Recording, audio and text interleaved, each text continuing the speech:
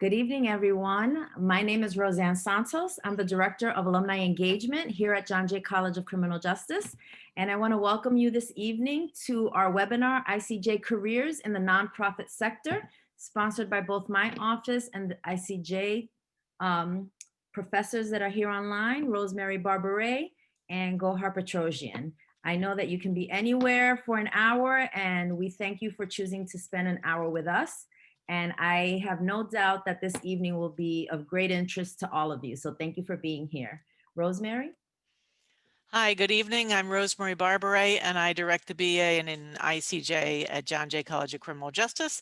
This is the second of two webinars that we've organized for our 20th anniversary this year. The ICJ BA was founded in the year 2000, and we organize it jointly with the master's program in International Crime and Justice. The idea behind these webinars is to bring back alumni from both programs to tell you how they have fared in their careers. And in this situation, we're talking specifically about how they have used their ICJ degrees in careers in the nonprofit sector. So we're very happy to have you with us here tonight. I'm going to introduce now Gohar Petrosian, who directs the ICJ MA, and after that the event will be moderated by the treasurer of the ICJ Club that is co-sponsoring the event, Julia Bolotovsky. Yes, hi. Like Dr. Barbara introduced, I am the director of the ICJMA program, and I'll be happy to answer any questions you guys may have along the way. But most of the time, our alumni will be speaking. So I'm here as to watch as well. Julia, take it away. All right, good evening, everyone. My name is Julia Bolotovsky, and I'm the treasurer for International Criminal Justice Club, and we are so excited to have you here with us tonight. As we're highlighting these nonprofit organizations, I do want to note that this is in honor of the 20th anniversary of the ICJ major here at John Jay, so that is a pretty big milestone. And before we start, I do want to add that ICJ is more than just focus abroad. It's actually really beneficial to have an ICJ background and still work in the United States and work in grassroots organizations. And just having those skills from that multidisciplinary study is obviously very helpful. And we have a diverse range of panelists that can definitely account to that. So I'm very excited to get started. I'm going to go ahead and have the panelists introduce themselves. So Marcus, if you want to go ahead. Hey, what's up, everybody? Good evening. Thank you all for being here. And shout out to all the ICJ majors. What's up, y'all? So my name is Marcus Johnson. I currently work for the Center for Court Innovation it's so many different departments within our organization, but to simplify it for the time being, I work for, I'm a MAP engagement program manager for Wagner Houses. All right, thank you so much. And next we have Laura.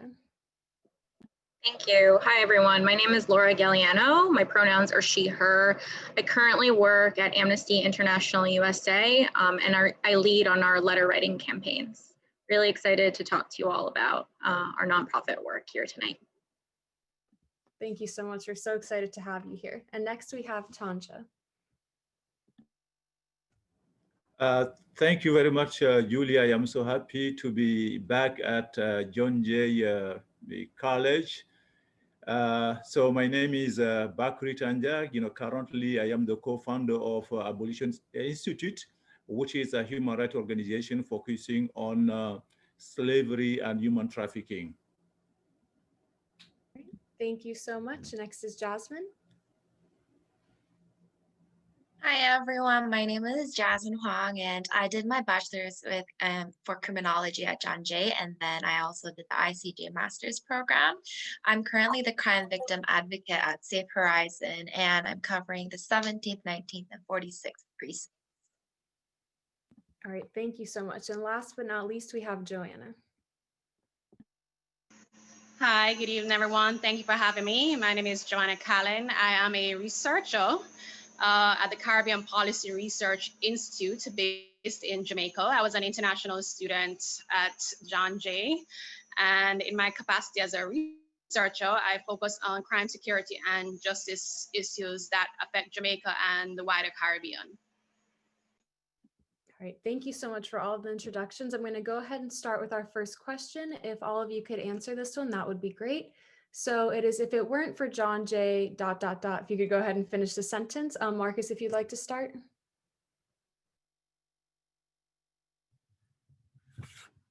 If it wasn't for John Jay, should I be corny? If it wasn't for John Jay, now on the real, I wouldn't be the person that I am.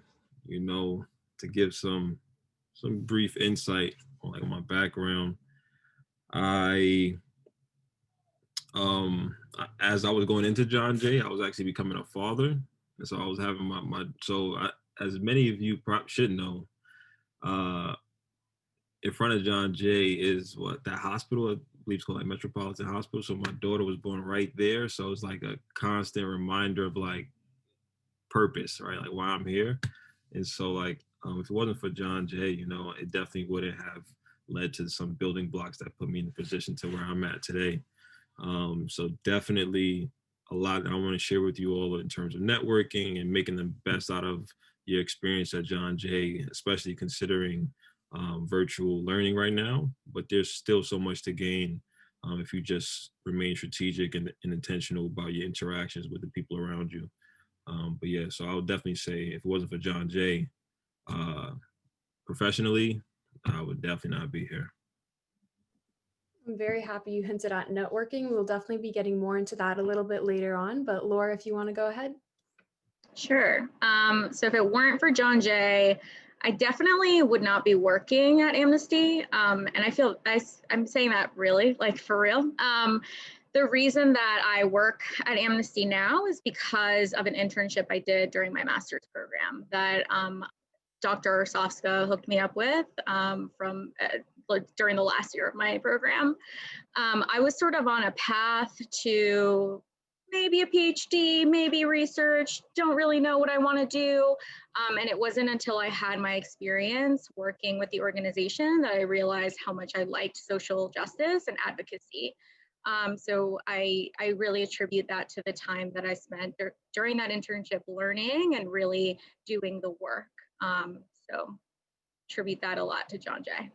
Thank you. I'm happy you hinted at that uncertainty because I think that's present with a lot of students, and it's really reassuring to see that you ended up where you're supposed to end up, even though it's kind of a rocky path at times. Tanja? Yeah, this is a very interesting question. I am very excited to give my answer. If it were not John Jay College, particularly the International Criminal Justice, I wouldn't have, the opportunities I had.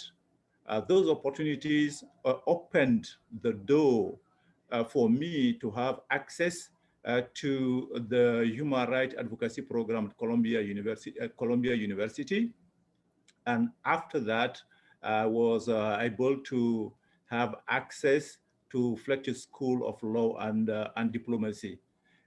So, the program at John Jay is so appealing, so convincing, people cannot resist, so particularly at Fletcher School of Law, everything is international. Everything, international negotiation, everything is international. So with the, John Jay program, I would say helped me qualify for, Fletcher School of Law and Diplomacy. So it was really a strong foundation for me. So thank you to John Jay. I'm happy that I was able to serve as that foundation for everything that you guys are doing later on. It's really exciting to hear as a student, for sure. Next, we have Jasmine.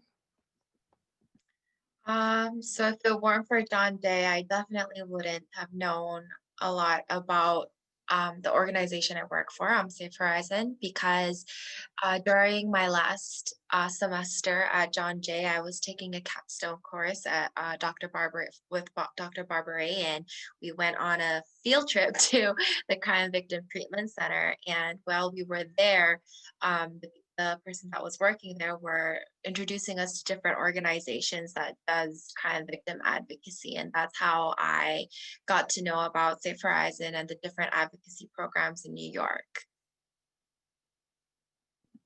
All right, once again, I see the experiential learning opportunities and internships coming back. So I'm really excited to kind of hit on those and how important those are. And lastly, we have Joanna. So if it wasn't for John Jay, I probably wouldn't have the skill set and connections that landed me the job I did and kind of gave me the credibility that I need to, given the fact that in my job, I have to work with international law enforcement. And once I say John Jay, everybody's like, oh, I know John Jay. And I've actually met several law enforcement officers who are John Jay alumni. So it gave us a bonding experience that kind of built that trust from there. So definitely skill sets and connections that I need for my job. All right, thank you so much. And I'll switch up the order a bit. So Joanna, the next round of questions is, what do you do in your current role? A little bit more in depth than what we did when we just introduced ourselves.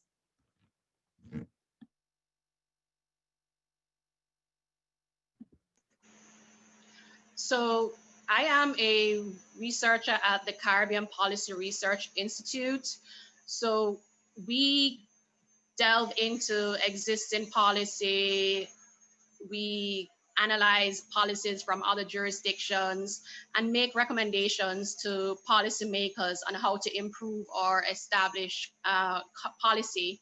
My portfolio falls under social issues, specifically crime, security, and justice.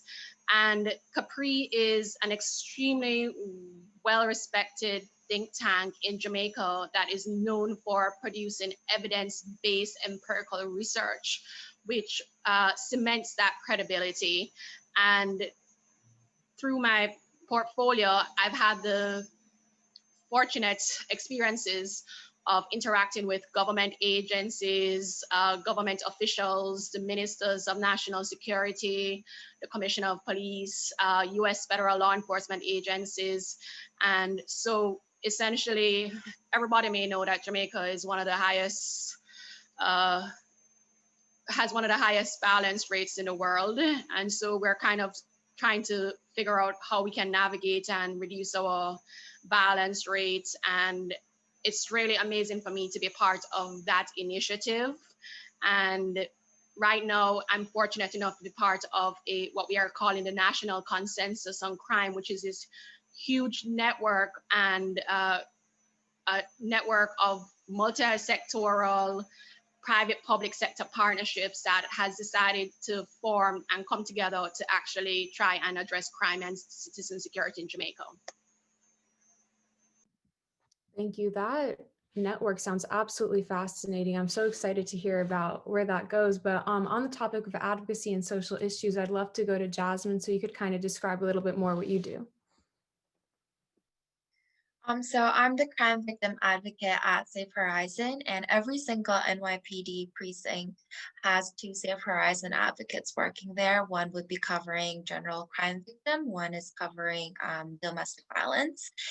So what we do is every day when we go to the precinct, we receive the police reports that were filed in the day before, and we call all the clients, so the victims, to see if everything's okay with them, if they need any different resources, because sometimes they don't know about the resources that are available to them.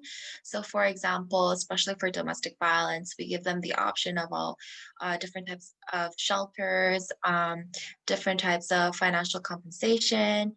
That's the same with crime victims as well. New York has a great Office of Victim Services where they try to compensate for any financial losses or hospital bills, medical bills that occurred due to crime. But many of the times these people don't know about all these options. So we try to advocate for them. We also provide them with free counseling services, door lock changes, anything that we might be able to assist them with. Thank you. I think it's really important that you're also emphasizing how victims feel and victims' place in this, because I think a lot of the time in ICJ, we focus on the crime and it's really easy to overlook the position of the victim. So thank you for that explanation. And then next we have Tanja.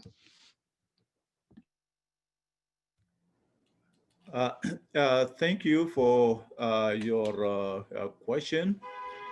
About me at the Abolition Institute as a co-founder, what what I do is mainly advocacy, networking, participating in panel discussions, organizing speaking tours for human rights advocates. For instance, in 2015, we did advocacy at the Congress to get $5 million to combat human trafficking, slavery and human trafficking. And we did it successfully, and that amount was granted for grassroots organizations. In 2017, I coordinated a fact-finding mission to Mauritania in collaboration with Rainbow Push Coalition, and the delegation was led by Dr. Jonathan Jackson, the spokesperson of the organization, the son of Reverend Martin Luther Jesse Jackson. Beside that, we invite human rights leaders to come to the US on speaking tour. And in 2018, I was very, very happy to lead a delegation to Washington, DC, and I had the opportunity to meet with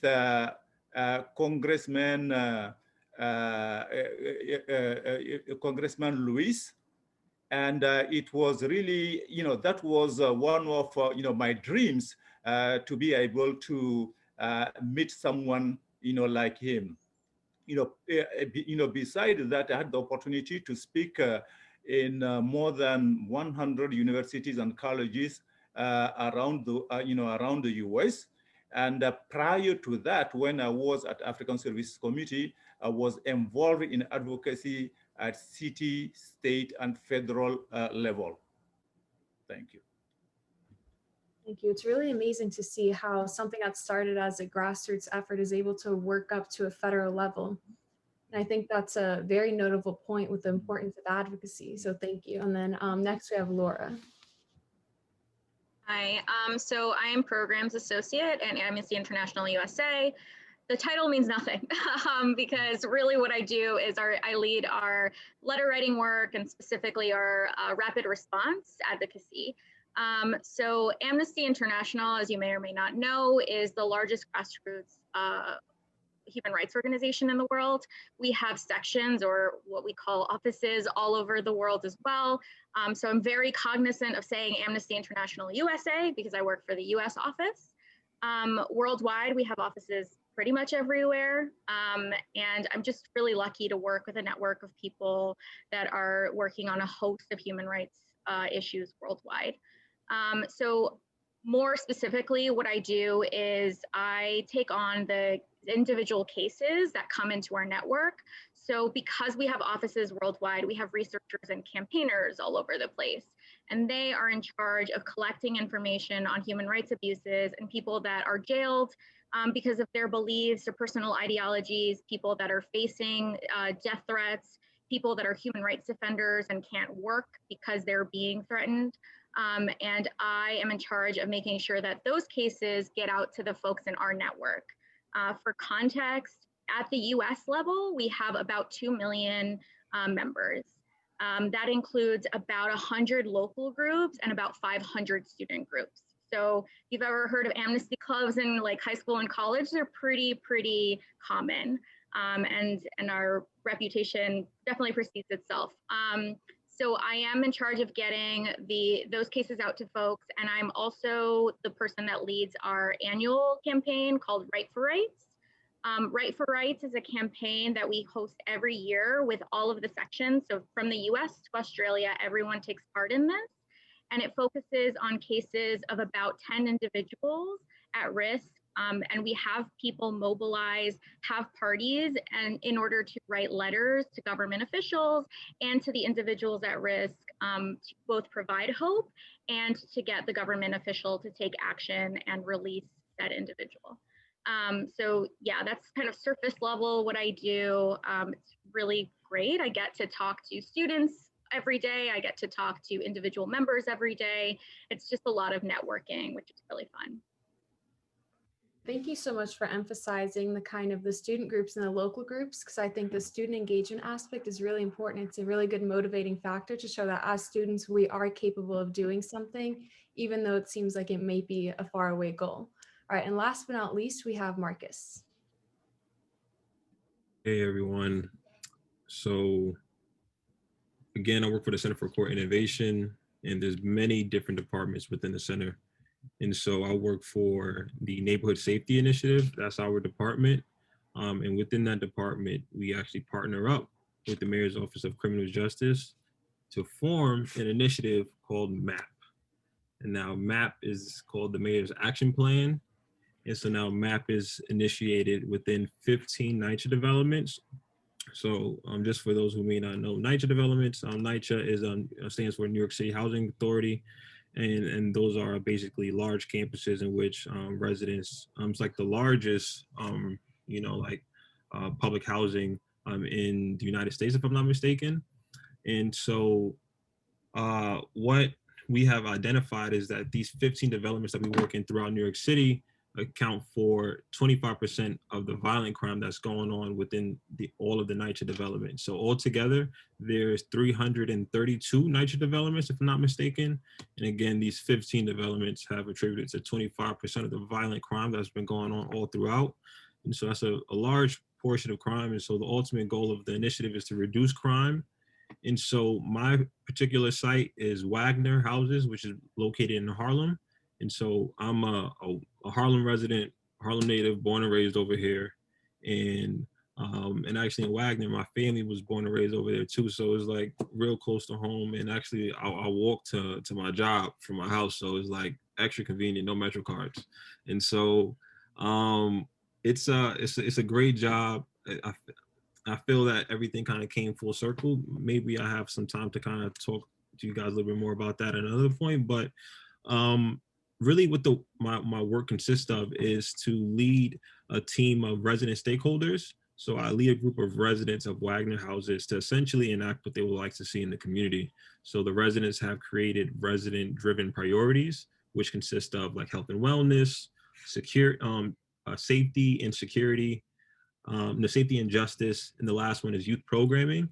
And so we kind of do various initiatives to target these priorities that we also partner up with other local organizations, city agencies to kind of bolster support to just to achieve success in goals, their respective goals that they are. And it's been great. It's been great so far. We've been doing a lot of things. And actually today, for instance, as I was telling the team earlier today on this call, is that we had a turkey drive that we was doing today. And I'm very exhausted from that. But these are like some of the things that we kind of organize and do for the community is like toy drives, health fairs, things like that. But the range, it kind of truly is up to the residents and what they would like to do. So a lot of it is about engaging. As you all know that, you know, like our voices matter in a year of an election, right? Like our voice really does matter. And so it's about having the community understand that too. And so a lot of the times what we see on the community level is that there's a small amount of people making choices for a larger group of people. And so it's about constantly advocating and constantly having people, the way I like to term it is like, unlearn and relearn a little bit and have a little bit more trust in the systems that we have. And so, yeah. All right, and I want to direct this next question towards you, Marcus, and also Jasmine. Since you guys work in positions that may not be traditionally viewed as kind of ICJ major positions, how do you guys utilize your ICJ degrees in those positions? So Marcus, if you want to start, that would be great. Yeah, I was talking to Dr. Barbara about this too. I was like, oh man, I don't know about this one. But like I feel like our degrees is also very, very much so transferable. And again, it's just kind of how you are looking at things. And so I feel like the skill sets that we kind of have will always be applicable to any kind of career that you will go to. But specifically, it's really being diverse and having that component of being very knowledgeable about the communities around you. Because, for instance, Wagner, although is like prevalent of like of a Black and brown community or like African American community, but there's also a lot of Latinas, Latinos, and also the Asian community there. And I feel like that it can really get lost if you're not being very intentional with how you're engaging with the community. And so from like being a part of the ICJ major, you are, come on, this is international criminal justice. So you're exposed to the various cultures and how to kind of apply yourself to it. But I would say one thing for sure is that I would say it's been more so what's been really helpful. Again, I will kind of go back to this networking component, is the network that I was able to keep and kind of take with me throughout my ICJ career into my professional career. And so like the professors, for instance, and everybody, and also the students too, that I can kind of like share these stories with, and also kind of just build with mentally, and kind of really strategize about what are the best practices to kind of tackle certain problems I've been facing, has also been something that's been really good for me. But yeah. Thank you. Like I mentioned earlier, the multidisciplinary approach can really be beneficial, I guess, in the analysis portion of whatever job you're in. So thank you for highlighting that. All right, and Jasmine? So while I was doing my master's with ICJ, especially during my capstone course, we did a lot of research about best practices, not just in America, but across the world, especially for sex crime victims. And we learned about the different approaches. We learned about how some, like certain countries and certain cultures deal with certain types of situations. And while working at 3 different precincts, so 2 of the precincts that I cover are in Manhattan and 1 is in the Bronx. And especially the Bronx is a very, the part that I take care of is a very international area where there are people from many places across the globe, and especially Upper Manhattan. So it was great to understand like the different cultures that they come from and how different cultures might handle different types of crime, especially for domestic violence, because in some cultures we do learn that domestic violence isn't really a crime. It's just like a family happening. So especially I think my capstone course really helped me kind of shape the knowledge that I need to work at Safe Horizon as a crime victim advocate. Despite that, it's a local job, I'm still definitely using what I learned during the ICJ program. Thank you for that. I think especially being in New York, being the melting pot it is in the city, it is especially important to have that kind of cultural component and cultural background of understanding. So thank you for highlighting that. Next, I would love to go to Laura. I know you mentioned that you had a few times during your time at John Jay where you were really worried, you weren't unsure. So what were kind of your worries as a student, and what did you do while you're still at John Jay to overcome those worries and get to where you are? So I did my bachelor's and my master's at John Jay. So I came in as an undergraduate and I was a forensic science major. So I was all sorts of confused. I spent a year in the program. I did well, like tooting my own horn.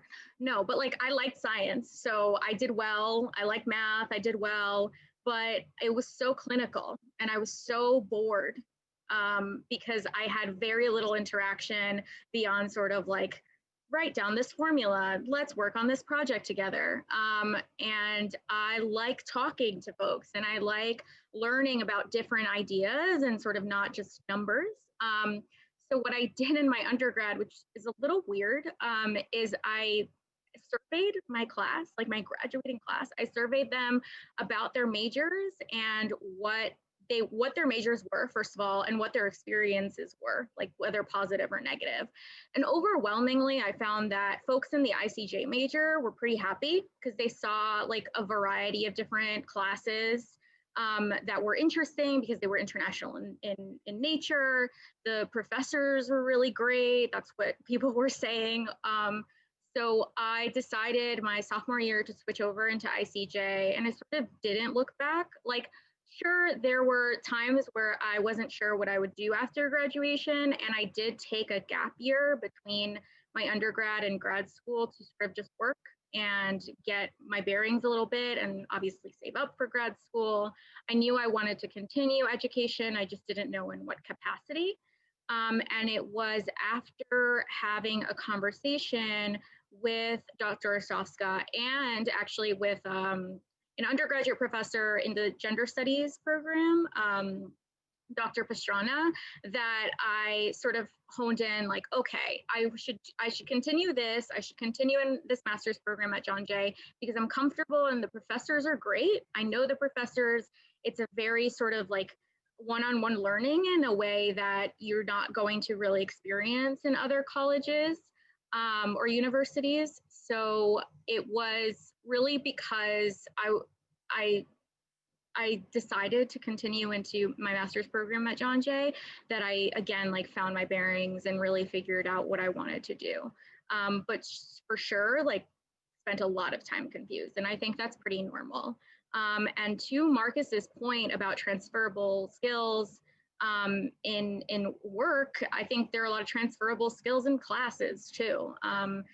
I wasn't taking the same classes that I was my freshman year into my sophomore year, but there were certainly things that I learned in sort of like my general education studies that worked. And now if I have to calculate math, I'm pretty fast at it. So I'm not mad that I spent my freshman year as a forensic science major.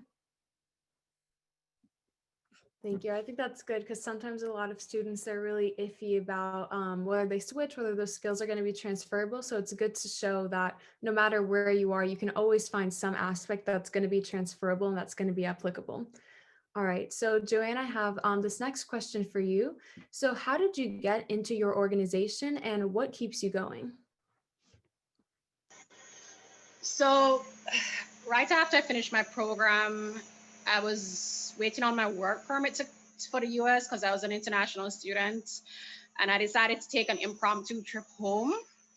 And I ran into my econ professor, who also happens to be the executive director of the Caribbean Policy Research Institute, because the think tank originally started out as a project looking at the challenges that Jamaica had to grow its economy. And so he and I started talking. He actually wrote one of my recommendations for John Jay. And when I literally just ran into him at Delhi, and he was like, hey, we have a crime project going on. When are you coming home? And so literally, even though my work permit was approved, I kind of just was like, okay, well, I really want to come back home and help my country. And so literally 2 weeks after I returned home, I started working with the Caribbean Policy Research Institute. And that goes back to Marcus's point earlier about networking. Networking is really, really significant because having him write my resume, my recommendation for John Jay and kind of keeping in contact with him over the years, that actually, set the network foundation for actually being able for him knowing what I was doing and, offering me the job. Thank you so much. And Tanja, I would love it if you could answer that same question. So how did you get into your organization? I guess it's a little different because you're a co-founder, and what keeps you going? Yeah, it is different, but before we created Abolition Institute, I used to work for African Services Committee. I started working there as a volunteer. So through networking. So volunteering is also a very good way to have access to jobs. And to answer to that question, when I was working at African Services, people were amazed about all the things I was doing. So I said it is, we have to make, a distinction between a job and a mission. So if you see your job as a mission, you will always have a driving force, to continue. I used to go Saturdays, Sundays. It's not like going from 9 to 5.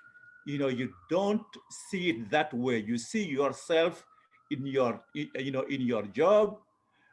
So you will always have that passion and that drive, to continue. So with Abolition Institute, it is exactly the same. That is part of the reason why I decided to come to the U.S. Even in 2007, when I was featured in New York, New York Daily News, the title was "I decided to leave, but to continue the struggle, somewhere else." And this is exactly what I am doing here. Thank you so much. I think that's so powerful, viewing your job as a mission. That's something I've never heard before. I know it's going to stay in my head for the rest of us and for a long time. So thank you so much. The next question that I want to focus on, since everyone's already kind of hinted that networking is obviously very important, but as students, what steps should we take to effectively network and how kind of maneuver around that? Marcus, if you'd like to start. Yeah, no problem. I would say for me, talk to professors. I think is a great way to really start networking. I'll tell you guys a quick story about a professor I began to network with. It was my speech professor. I'm not sure if anybody knows about him. His name is Greg Donaldson. Hope all is well with him. Haven't heard from him in a while. But he was my speech professor. He was like, in the beginning of the classes, I wasn't probably doing the best. Like I was kind of coming late and I probably wasn't setting the right impression. But best believe, again, I told you, my daughter was born. I had like my mission, right? Like I'm gonna execute school. I'm gonna be sure I put my best foot forward. And I remember him telling me, he was like, yeah, you're gonna get like a C in this class. I could tell you, like, he was kind of saying it already. I'm like, all right, I just took it on the chin, and then I stepped it up. Been going to his office hours, was asking his opinions about like speeches, kind of getting his thoughts about how I should do it, practicing with him, and really built like a true relationship with him as I kept going to his office hours, like for support again. And I would say like take advantage of those opportunities as well of office hours. It's a great opportunity just to simply add more to whatever work you're doing to get greater insight on it so you can get the results that you want. And then on top of that, you're building relationships with your professor, like in true organic relationship that's based around something. So I would say, and just kind of sum up that story, he ended up becoming a very close professor of mine. He wrote me letters of recommendation that then led to me getting into other places. And as I connected with other professors that I developed a relationship in the same sort of way, they then wrote me letters of recommendation. And then it just kept bouncing off like that, right? And then now I even have a professor right now on my retainer as me writing letters of recommendation for me. And it's to the point employers tell me, like, if you want a job, tell her to write a letter of recommendation for you, because, or for them to call, like, or to use her as a reference because, like, she bigs me up crazy. Like, so I've heard that from 2 different employers so far. So, and that just speaks to how you were so entertained. But I'm serious though. Like, we got to stay connected. I think that's one part with having this networking part, I think it's the follow-up that's probably the most difficult, and keeping and continuing to talk to to people is probably the most difficult part. And so that's where I challenge each of you to be on yourself about following up with people that you deem as great people to have in your professional career, and also in your personal life, right? I feel that this, again, networking will always be something that you would have to do, but I will emphasize it to have it be organic, have network with people that, you know, that get you, that get your vibe, that get your energy, and that you truly want to, you know, prosper from. And so, and also respect people's time, that kind of thing. There's so much more that I can say about networking, but I will always, I think that it's just kind of the way the world is, and try to just make it as organic as possible, and not try to force relationships. But that's me, and that's my kind of job. But yeah. Yeah, if I may, to second Marcus, what you said is perfectly right, perfectly strong. Networking, we should look at it like an investment you make yourself, for yourself. So when you make an investment, you know, you have to take care of your capital. You are not going to squander it. And, you know, when you keep in mind that in life, you don't know exactly when you will meet the person who will fundamentally change and transform your life, you will never stop networking, because you don't know exactly when that will happen. And as long as you are networking, it will happen, you know. And also in terms of, you know, networking, in that it's a learning process. You meet very interesting people, and whenever you meet someone, you will learn you know, something from it. And you know, very often, because since 2011 I had been facilitating workshops for advocates at Columbia University. And whenever I am interacting with them, I always put emphasis on networking and how to network. You know, sometimes particularly for, you know, people from abroad, you know, with your last name in your own country, your last name may mean something, you know, but here you have to interact. And it is also a way of doing self-marketing.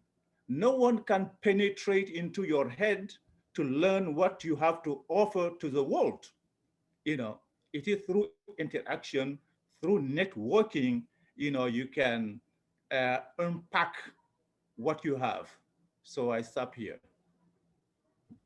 Thank you. I love that idea of self-marketing, because it really goes to show that we have a lot to offer, but we have to put it on the table. And a lot of the time we don't do that, even if it is starting with going to office hours, something as simple as that. So thank you. Laura, do you have anything to add? I mean, nothing better than what's already been said. I would just implore everyone to network. It's so necessary, no matter what you're doing, whether it's school, whether it's work, whatever it is. It's so important that you network so that you have someone in your back pocket that's going to be able to help you. And I hear a lot from folks that like are introverted, or they see sort of networking as a very transactional thing, but it doesn't have to be that. You can have like actual relationships like that turn into friendships that are there to also benefit you. Particularly, and thank you, Dr. Barbara, for bringing this up, because I have to remember to tell this. So during my master's program, I really wanted to do a study abroad because I hadn't done one in my undergrad. All of the programs that I wanted to do, particularly one to Amsterdam, was open for undergraduate students only. So I had a pre-existing relationship with a professor at John Jay, Dr. Pastrana, who I mentioned earlier, who I reached out to, who was leading the program.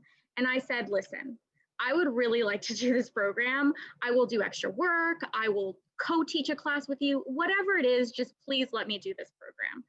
And we worked it out. I both got to do the study abroad while simultaneously helping teach his class.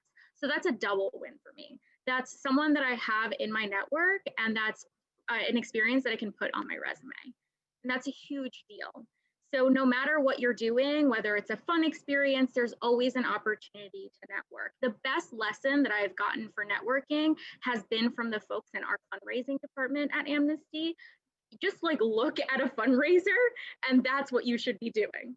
Like, they are so good at sort of catching you and like meeting you where you are and starting a very fluid conversation. That's all you need to do. Meet people halfway, and they will start telling you things about themselves that otherwise you may have never known, and you may have never known could have helped you. So yeah, just echoing everything that's already been said.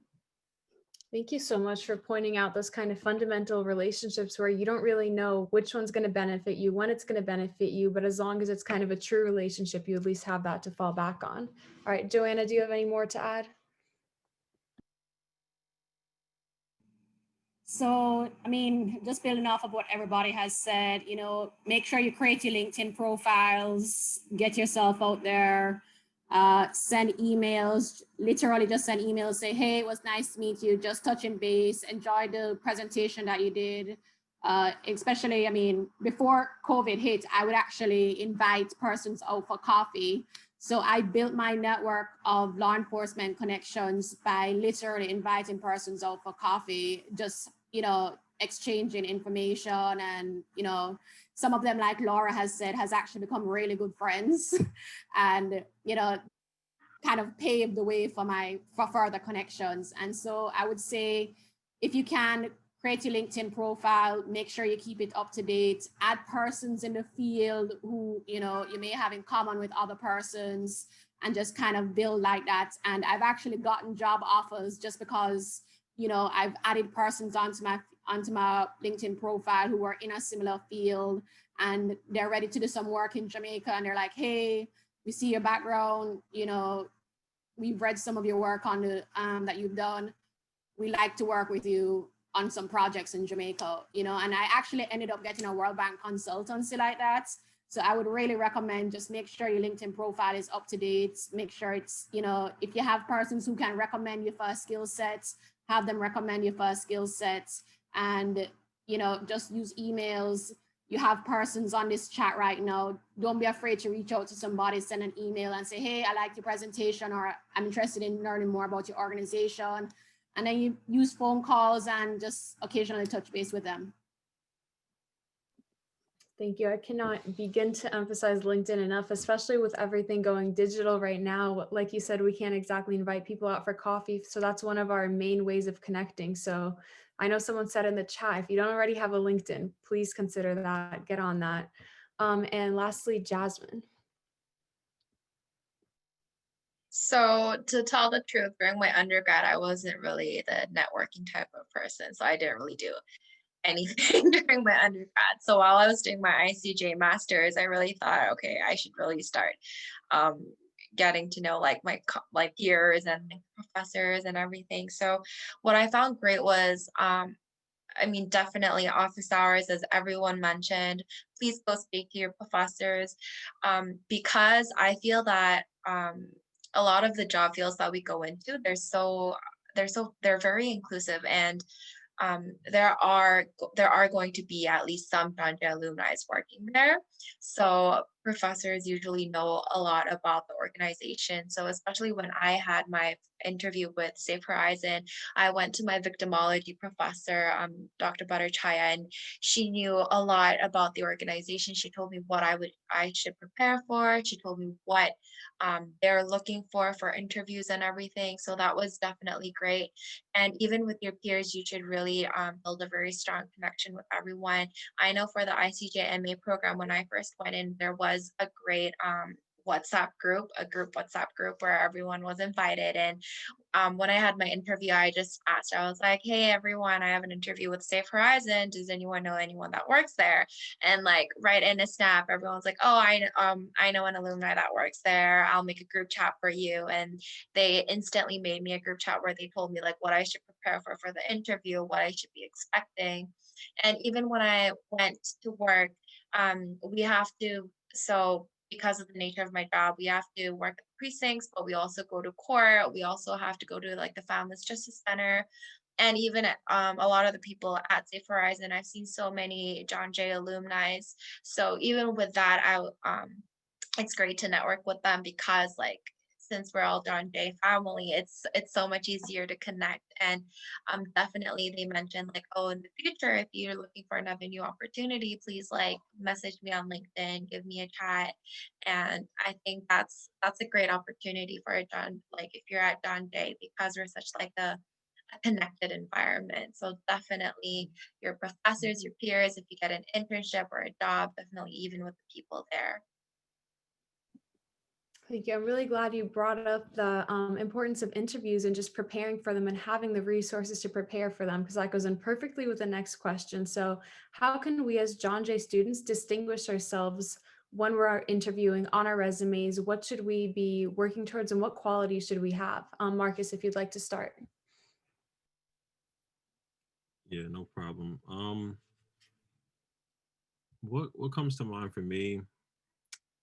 It's I'm very big about like format needs to be clean, you know, like definitely take your time. I would say like formatting now, at least this is my personal preference. I think there's so many different ways you can kind of stand out, like especially from a resume perspective. Like formatting is one way, like in terms of having a very clean looking, again, aesthetics. That's kind of what the first thing people are going to see is kind of what it looks like. One kind of tip that I would give if you're looking to kind of change up or maybe spruce up your resume a little bit to give it a little bit more pop, I would say try to use Canva. Canva has some really good templates that you can leverage, and it allows you to really manipulate the document to kind of be very creative and to maybe add a little bit more of your personality into it. But I will also say, just again, be very clear about the achievements as well. If like, you know, that you can kind of highlight on your resume too. I think those are also very good things to put. And then again, you don't want to be sparse for like, you know, you want to kind of have some continuity. So for one position, you may have like 4 bullet points, and the next one you have like 1. You don't want to do things like that. So you kind of want to show that you've had some detailed experience. You are really, you have some detailed experience in that you are being very thoughtful and intentional about the position you're applying for. So again, also tailor sometimes the content of your resume to what the position is. So I know sometimes we may have one generic resume that we kind of blast out everywhere, but it may make all the difference if you just take a little bit more time to kind of use those action words that the company uses on their website, because there's some algorithms that companies are using nowadays to kind of flag which resumes that are giving the keywords that their organizations are used. So that's how you're kind of already being flagged on top of the records. I'm sorry, on top of the resumes that are being checked. And so I would say definitely do that. And then get some revisions in there, you know, like, you know, maybe if you're not good with resumes, pay somebody, you know, take the time to invest into yourself, because this resume, this document, I've been trying to tell one of my friends, like, yo, spend your money on making a resume, bro, because this resume right here will help you land a job. And then at the same time, it's just a great tool. It's a great investment for yourself. But again, I think, but was that also the question, just in regards to like the resume, or it just in terms of the interview as well? The interview process as well. Yeah. So in regards to the interview process, I would say definitely go over the job description. Know the job description. So like as you're going in there, kind of be already prepared about certain types of questions that they may ask. Be aware of any kind of gaps that you may have within your job history, just in case if you have any. And be sure to definitely explain why you are a fit for the position and kind of what you bring to the role. And then also, and I mean, kind of understand too that this is also an assessment of them. Yeah, I'm seeing some great things in the chat too. That's why I'm getting stuck sometimes. Uh, but yeah, be very, very, very much so mindful about just the organization that you're kind of going into as well, because as you are being interviewed by them, you should also take it as that you are interviewing them if you are a fit for that company as well, because there's, you know, there's so much time and effort that you can save yourself as sometimes just by saying no and stepping away from a space. And I think saying no is totally okay. You know, feeling that vibe of like, yo, nah, this ain't feeling right. Understand that, feel that, but at the same time, experience is the greatest teacher of all. So sometimes you have to go through it in order to kind of really understand that lesson.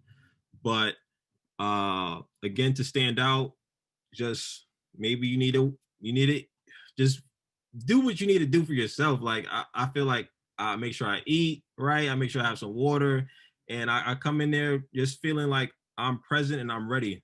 So regardless of what happens, I did my best, and kind of knowing that having that mindset first and foremost is where I start to really start to, I guess, have that confidence to move the conversation forward. And then to sum it up, definitely follow up after the interview, you know, like just saying thank you for your time and be sure to do that follow up.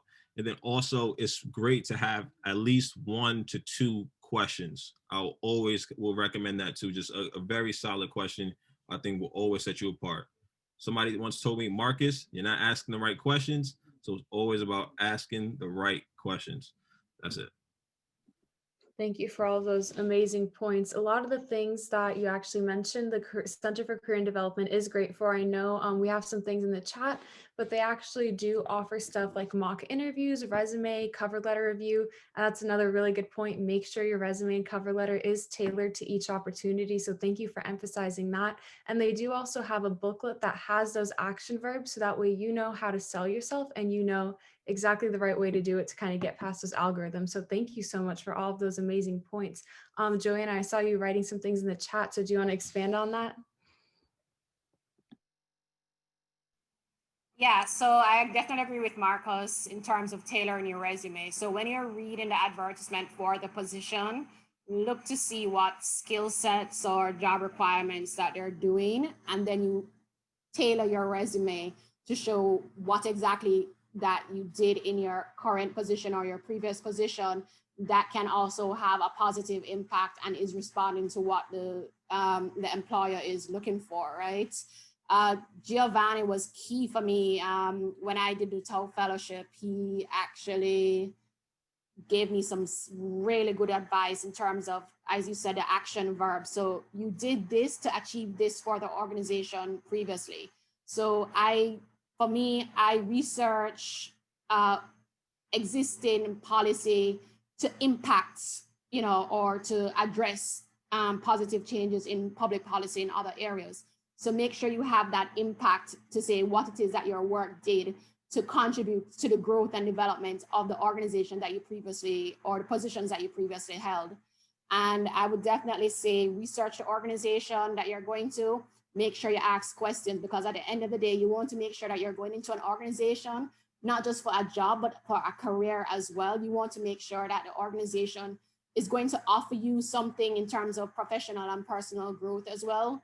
You don't want to go into, end up in the job and 2 weeks later into the job, you realize that this is really not an organization that you want to work for.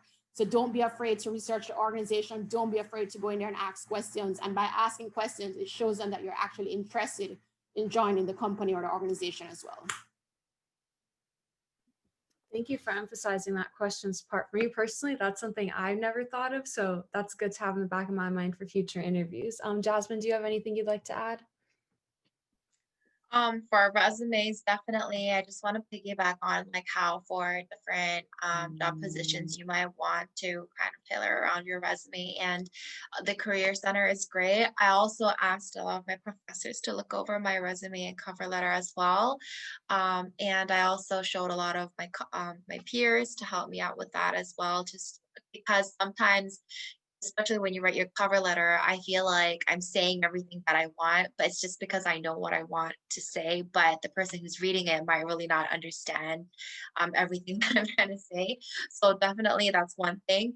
And please make sure you pay attention to your classes, because I found all the information that I learned during a lot of my courses really relevant for a lot of my interview questions. Especially because I took a lot of victimology courses, and my capstone was very focused on victim support. A lot of the questions at Save Prize and they were asking me were like, oh, what would you do in this type of cases? What would you do in that type of cases? And it was very easy for me to answer these questions, because they were a lot of the times they were things that we covered during classes. So even if you feel like you might not use the information you learn at class in the future, you definitely will need to know. So make sure you pay attention in class. Thank you so much. I think you also make a really good point of showing how what your focus is. Obviously, we're all ICJ majors, but if you focus on something like victimology, that having that particular focus can be really beneficial in those interviews. So it's important that we kind of focus on our electives and make sure that they're central to what we plan on doing later on. So thank you so much. Tanja, do you have anything else? I think they really did a very good job. What I would like to add is, number one, clearly define your position, and also uh, articulate your achievement, and also share your resume with others, because sometimes people who know you very well, because sometimes you may overlook certain important things. Those who know you very well may advise you to include those elements to make your resume stronger. Very good cover letter is also very important. Besides that, with regard to the interview, confidence is a key. Feel confident. During the interview, whether don't even think about failing. Take it like a conversation, exchange, and that will make a very big difference. And also at the end, really come up with smart questions, questions that will make an positive impact. So those are the things I wanted to add. Thank you so much. And then lastly, we have Laura. Two things. So one, I have to shout out the Writing Center because I worked there for a while. So if you have time within your schedule, please visit the Writing Center. There are some really incredible people that work there. Some of them are professors, and they can sit down with you and work on your cover letters or resumes. And the other thing is, I think there's a big tendency as we sort of get out of college and go and apply to jobs right out of college to sort of take out customer service related work in lieu of more academic things. And I think that's a mistake. I really think that there's so many ways to connect your customer service experience to jobs today in anywhere. The amount of phone calls that I make a day, the amount of emails that I send every day, if I didn't have customer service experience, I'd be lost. And there's so many great anecdotes, great stories that you can tell from those experiences during your interviews that will really set you apart. I truly believe that some of the most tenacious students that I've met are from CUNY. And it's because we all have had to juggle so many responsibilities besides school. So I haven't met anyone outside of the CUNY system that has both gone to school and had like 3 jobs and had to take care of someone at home. It really sets you apart, and it shows that you're a responsible person that's able to juggle things simultaneously. So I think definitely leverage all of those opportunities. Yeah, I definitely agree that those customer service aspects are definitely overlooked at times just because it's not directly linked to your major. Like we said earlier, it doesn't mean that it doesn't have those transferable skills and that you're able to kind of work with people. You have those communication skills. So thank you for bringing that up. All right, so the next question I'd like to direct at Joanna.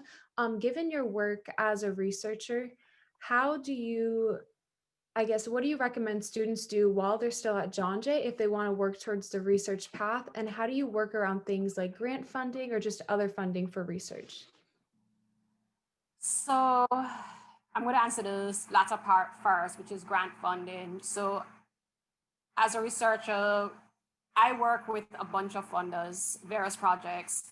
I'm currently doing a project for the European Union. My last project was for the UK AID, Department for International Development. I think they're called FCDO now. We've had projects funded by USAID, the Canadians. So part of my job as a researcher is assisting in writing grant proposals. We have to come up as researchers, we have to come up with new ideas that or research topics that responds to the call for proposals. So for example, the project that I'm doing now for the European Union responds to gender and youth. And so what I am doing right now, I'm going to be writing a woman in crime, the roles of women in crime in Jamaica. And it's research that has never been done before properly in Jamaica, right? So it's going to be extremely groundbreaking. And so it responds to the call. So I would say just constantly keep abreast in terms of grant funding, kind of make yourself aware of all the various issues that affect social and criminal justice. Stay up to date in terms of what is on the news. So when it is that grant proposals come up for organizations, you are aware of the latest challenges or the latest issues surrounding the call for proposals. Repeat the first part of your question again, sorry. What would you recommend students do while their time at John Jay if they want to pursue a path in research?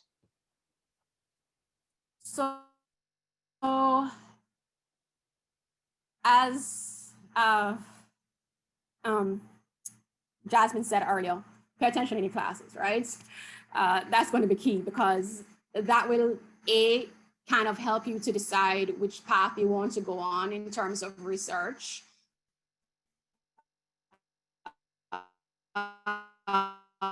Do you want to do something for law enforcement? Do you want to do something that's more research-based? Do you want to affect public policy? Do you want to affect social change? And so I would say that, networking is key. It helps you to, kind of understand where it is that you want to go, what kind of network you want to build as well.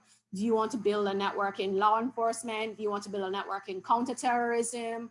And so it's very important that, if you have sessions, we can't go face-to-face classes right now or face-to-face webinars, face-to-face sessions, but there are a whole bunch of webinars that are taking place now, which means we have even more access to information, more access to groundbreaking issues, more access to groundbreaking information in our field.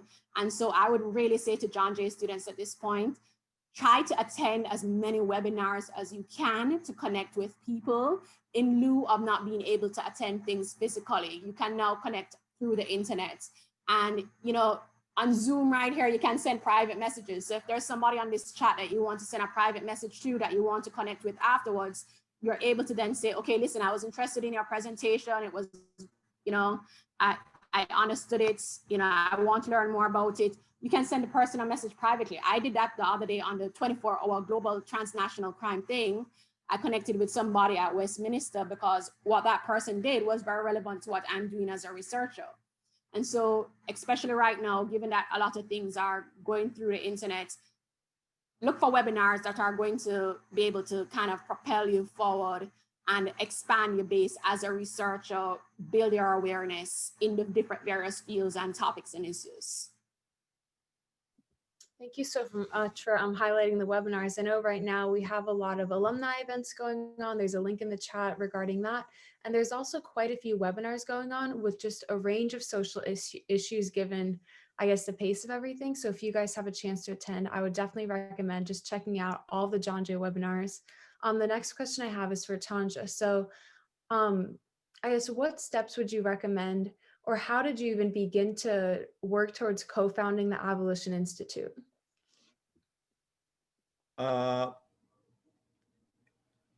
One thing I, very often say to, people is confidence. And also when you have a passion to do something, no matter what, that will happen. So it is a matter of networking. Because I had been working in this field, as I mentioned, I traveled across the US, participating, giving talks, around the country. I attended the World Conference Against Racism. I participated in an exchange program organized by the U.S., by the U.S. Department and Kobo Foundation in Germany.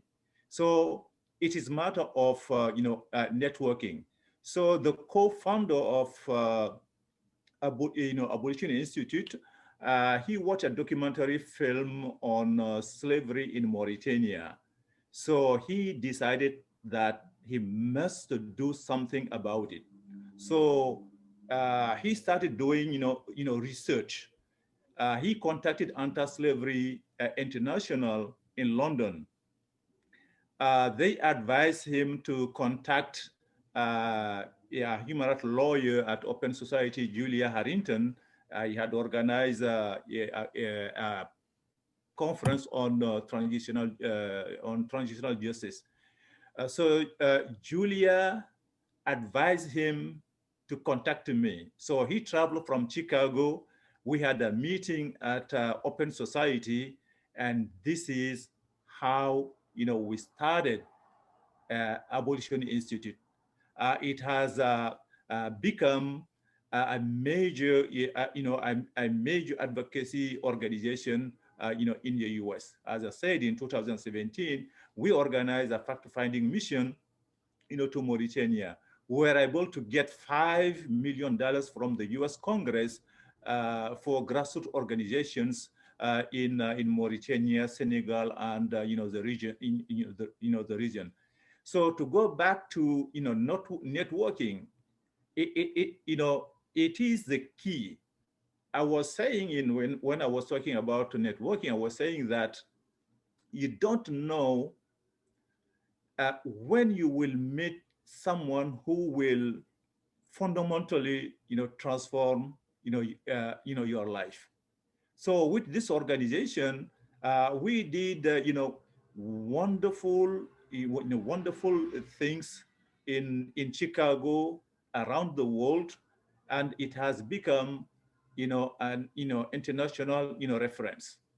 So networking, believing in oneself, and also, as I said, if you believe in your mission, you have the driving force in you, you will find your way. So this is what I had to say about this. Thank you. I think that's important to note. So for students interested in starting their own NGOs, you definitely need to have that networking aspect and that passion and drive to work towards that mission. So thank you for absolutely.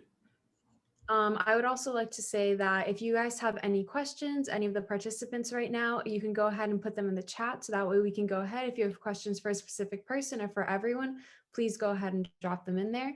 But as of right now, I do have one question I would love for everyone to answer.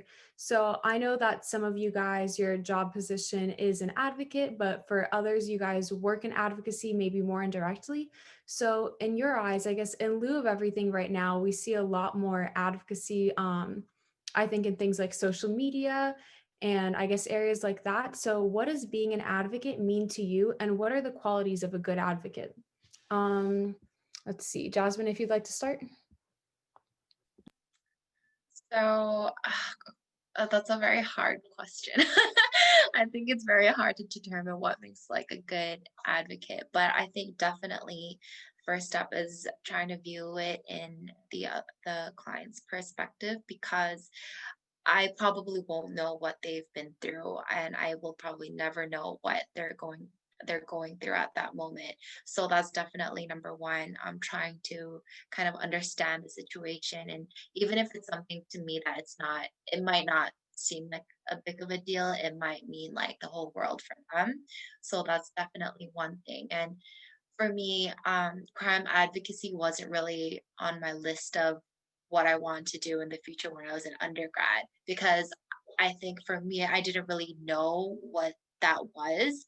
But as I entered my master's program, I started learning more about it, and I really thought that it was like to do that. I think it's like more of trying to like John Jay is fierce advocates for justice, right? So it's exactly what I guess we're doing outside of school as well.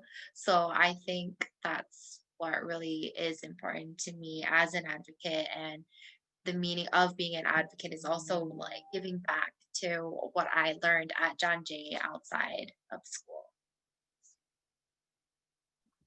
Thank you for emphasizing that. I think John Jay being kind of a social justice school, it's really encouraging to see that you're able to utilize that knowledge and give it back to the community, and especially think of it from kind of a victim's perspective. Joanna, do you have anything to add? Yeah, so I mean, being at John Jay for me definitely highlighted the need for advocacy in a way that I didn't think I understood before I came, I arrived from Jamaica. But representing students the way I did on student government, international students, I was part of the process to advocate for an international student representation on the student council, and it actually materialized. But more so than anything, I think one of the key things is passion, as some of my colleagues were saying earlier. That's the difference, I think, between just having a job and having a career. When you have a career, you're doing something that you're passionate about. And in the field of advocacy, when you're fighting for social justice, it's important not just to have empathy, but to have that passion, that drive. And so I would definitely say that make sure you're going into something that you're going into an area that you're going to be giving yourself to, and being able to get something out of that organization as well, what it is that you're doing, your role in that organization. And so there's a mutual exchange of personal and professional growth that takes place that, allows you to grow and develop as a person, but also contributes to the growth and development of the organization as well. And in doing so, recognizing that what you're doing is not just an everyday job, it's not just a 9 to 5, it's doing something that you're really into, something that you have a passion, something that you can share with persons in your field as well as you're networking. Thank you for emphasizing that passion behind it. I think for me personally, passion is a huge aspect of advocacy. I don't think that we would have advocacy if it wasn't for the passion driving that mission. So thank you. Tanja, do you have anything to add? Absolutely. Yeah, advocacy is, for me, is taking responsibility for yourself and for others.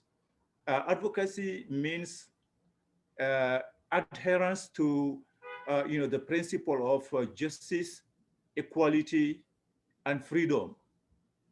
In order to be a good advocate, you have to understand what advocacy means. Advocacy means policy change, social change through participation, through organizing, through concrete actions.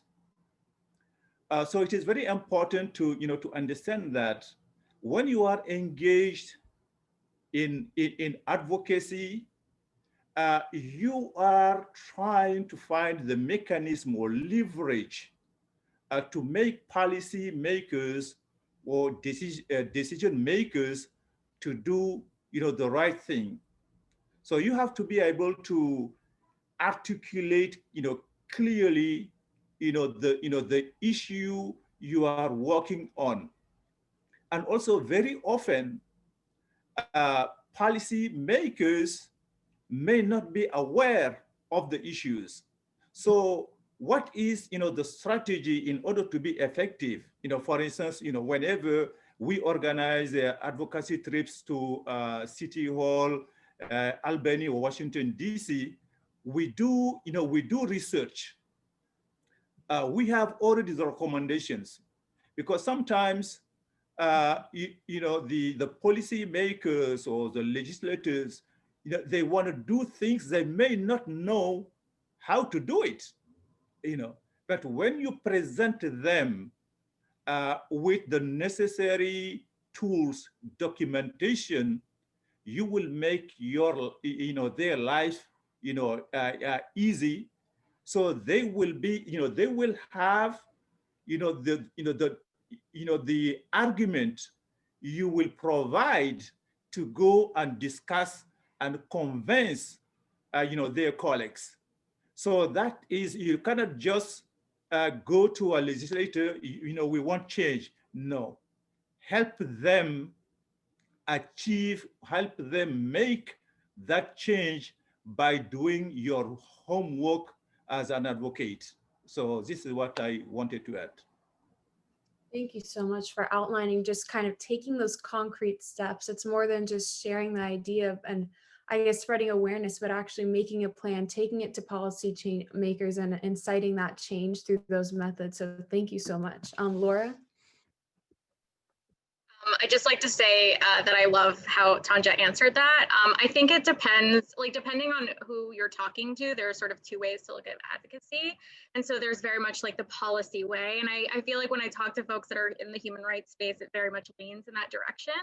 I think for me, speaking in a more social justice sort of definition of the word, I've learned throughout the years working with different folks and working on different cases that my best advocacy is taking a step back. And what I mean by that is often people are so eager to go in and do the work and sort of like make decisions, and that can often get in the way of the individuals that are most affected and most marginalized by X human rights issue. And so I have learned throughout the years that in order to be a good social justice advocate, to be a good advocate for human beings, it's about listening and being really mindful of that listening ear before sort of interjecting or sort of making any decisions. I think you said that. So yeah, I just want to clarify. We are on the same direction. Because in order to you cannot be a good advocate if you don't work with the population or individuals who are affected, because the real mission in order to be successful, it is about empowering the community. That is the end goal of your action. If you do advocacy and there is no positive change, no empowerment of the community, it is a failure. yeah, thank you for illuminating the fact that communities, especially marginalized communities, are the ones that need to be the central point of this advocacy. Because I think a lot of the time there's kind of that savior complex where people overlook the communities, but in the end, they're the most important people. They're the ones who should be the central topic. So thank you so much. And I think this is our last comment of the night, unfortunately. So I'm very eager to hear what you have to say on this, Marcus. Yeah, just want to definitely echo what everybody has been saying. I took some time to kind of write down some things, and it definitely illuminates on what everybody has already mentioned. So one thing that I kind of got is a willingness to learn is one. A great advocate will always think that there's some kind of information that they will need to have within their tool belt, and kind of going back to the earlier conversation about identifying the trends within the field, right? So it's just kind of always being very privy to what information you kind of need to know in order to then also, you know, be an advocate, be a leader for your respective group of people. I also having an open mind, and having an open mind is crucial, it's essential, because it informs what you learn and what you will be simply receptive of. And so I also think of passion, perseverance, because it's hard. Being an advocate is hard. It's tough, you know, because I feel like kind of what we was hinting at a little bit is like that imposter syndrome that we can feel by working in communities that we work in. But at the same time, I think it's very necessary to kind of think of knowing when to step up and step back, to Laura's point as well, and I think that's so huge, because we can have these positions and sometimes our egos gets inflated. And I'm telling you, that's a lot of what I see within this space too. There's a lot of ego driven work, and it's a lot about, like, you know, stepping back and kind of really reprioritizing what needs to be focused on, what needs to have a little bit more emphasis. And so I kind of was thinking about that, knowing when to step up and step back. So that kind of leads to the point of discernment and kind of knowing when to do it, which can also be very difficult. So sometimes also, like, particularly within my position where I'm essentially a voice of the residents, I'm very big on having them speak about what they want to do and kind of always deferring to them. But then they always defer to me, like step up. I'm like, I'm stepping back. But so it's such a balance that you must have, that I'm very cognizant of, but it's, again, very difficult. But you will only kind of know this through experience. So also be patient with yourself. And I'll say, don't take anything too personal. Yes, be passionate about this field, but also, again, yet have that balance to understand that people are also very passionate about the field that you're in too. And sometimes you're the person that they can speak to face to face and kind of like shout at like their problems too. And it's not about you, it's about the problem, you know? But and then also I'll end it with this, is that I think to be a good advocate, you must be a good communicator.